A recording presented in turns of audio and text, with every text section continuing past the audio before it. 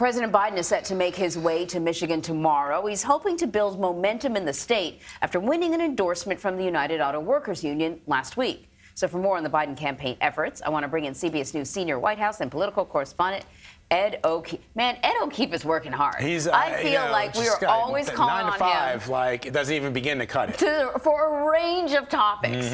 I just hope they have the volume up in the C-suite when you say that. It's true. It's true. So let's talk about this. What role does Michigan play in President Biden's campaign strategy?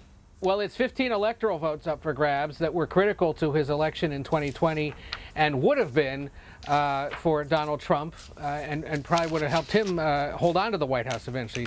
Democrats have won the state narrowly in the last 2 elections, and state Democrats, Wolverine state Democrats at least, are warning again that there is a possibility that state slips away for a variety of reasons, whether it's growing Republican support and concerns about the economy, whether it's the potentially just thousands, if not tens of thousands, 10, even 15,000 votes of the largest Arab American community in the country there outside Detroit and Dearborn that continues to signal it has no support for President Biden given what's transpired in Gaza since October.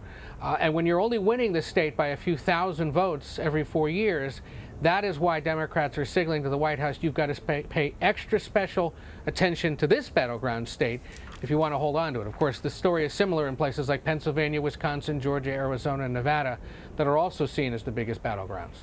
President Biden, Ed, as you know, held his fundraiser in Miami last night after his loss in 2020 in Florida. Is there any path forward where he might perhaps do better in that state this time around?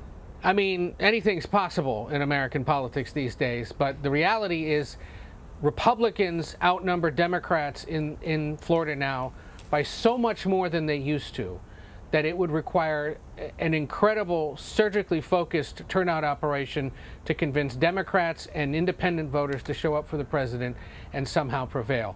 Certain things are likely to be different in a presidential election year. You're likely going to see higher Democratic turnout than you did 2 years ago when the statewide candidates on the ballot just didn't inspire the base to show up and Ron DeSantis and Rick Scott were reelected.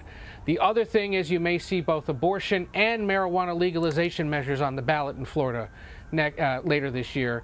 Those are the kinds of things that can help draw out the type of voter who is inclined to support a Democrat, which also gives them some hope. But Florida is more like a reach state. It's like saying you want to lose 10 pounds and maybe you lose 8. There are 8 other battleground states they have a better chance of winning, and Florida is either the 9th or the 10th. On a really good night, they might win Florida. Given the conditions as they are right now, that would be quite a miracle. So you kind of touched on what I was going to ask you about, to tell you the truth, which was what we're seeing in terms of the president's focus on his campaign and what he's paying the most attention to. But you kind of touched on it. He needs to obviously ignite and inspire the base so people come out and vote, and then do what he can to sway those independents. So what are some of the topics that he's focusing on to do that? Well, the White House keeps pointing out, as we do in our reporting, that economic conditions are turning around and consumer confidence is improving, meaning that all those concerns people have had for the last several years may be turning a corner. That helps any incumbent in any kind of presidential or gubernatorial race, usually. If the economy is starting to turn around and people can see that and feel it, it bodes better for them in that whole argument of are you doing better than you were 4 years ago.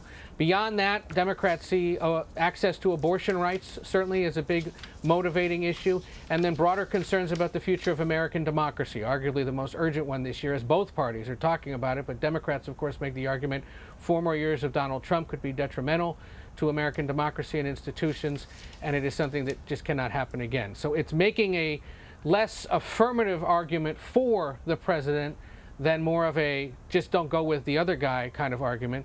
It worked in 2020 for Joe Biden, and his team right now says that plus all those other issues are the kind that they hope can turn out voters. All right, Ed, thank you very much, my friend. Appreciate it. Take care.